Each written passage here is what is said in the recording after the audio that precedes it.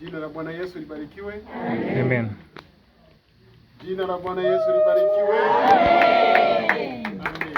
Na washukuruni sana ndugu zangu ni wote, na penda niwatoe shukrani za dhati kabisa kwa niaba pia ya mke wangu Aneti.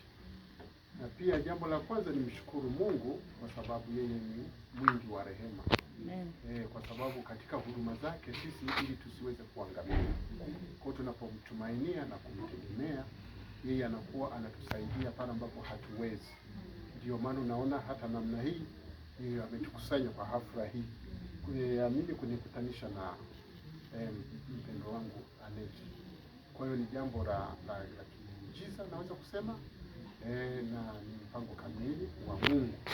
Kwa hiyo ni washukuru pia wazazi wetu wote na ndugu wa karibu, kaka, dada na watoto, lakini pia na majirani wote, hasa waliokuwa pia walijitoa kwa ajili ya kuomba na kufanikisha hata hafla hii.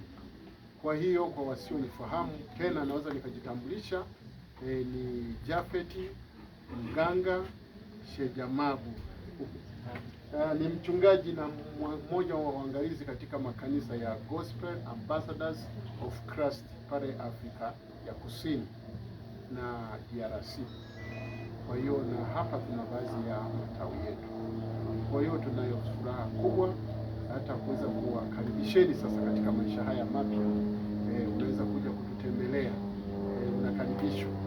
Kama tutakuwa Afrika Kusini kwa mfano, tunaona message nyingine imeingia hapa asubuhi, tunatakiwa kuondoka tarehe 6. Sasa tarehe 6 ni kesho ni kitu ambacho hakiwezekani, lakini tukaangalia muda mwingine. Jina la Bwana Yesu libarikiwe. Labda tu kwa sababu siwezi kuwa msemaji sana katika muda huu kwa sababu nina furaha nyingi sana. Ila tu nataka tu niwaachie neno la upendo, la furaha, la kushukuru.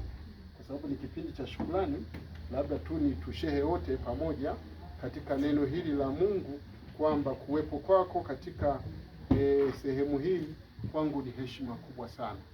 Mmekuwa na shughuli zenu nyingi, lakini mmeweza kuzisimamisha ili mje mshiriki pamoja nasi katika hafla hii. Nitasoma kitabu cha Matendo ya Mitume. Matendo ya Mitume sura ile ya 28 na ule mstari wa 7 na hadi wa 9. Matendo ya Mitume 28 mstari wa 7 hadi wa 9. Neno la Mungu linasema karibu na mahali pale palipokuwa na mashamba ya mkuu wa kisiwa jina lake Publio. Mtu huyu akatukaribisha kwa moyo wa urafiki, akatufanya wageni wake kwa muda wa siku 3.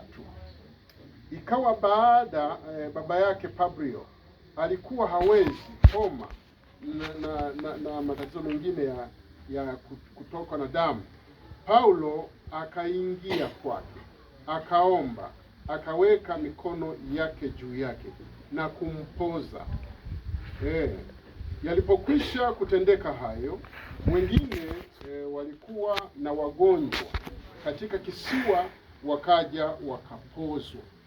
Sasa mimi nataka nitoe shukrani kwa kupitia neno hili ambalo linaonyesha kwamba kuna nguvu nyuma ya ukarimu. Iko nguvu nyuma ya ukarimu.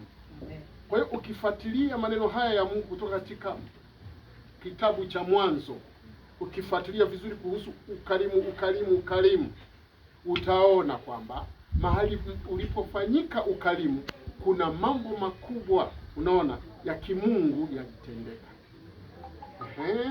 Katika shukrani hii ya jioni ya leo, nataka tu niseme kwa muda mfupi kwamba moyo huu mlioonyesha wa upendo, hakika hamtabaki kama mlivyo. Amen. Kama mmewahi kuhudhuria sherehe mbalimbali, nataka niwaambie hii ni sherehe ya tofauti. Amen. Amen. Kwa sababu tumeona kwamba hapa habari hii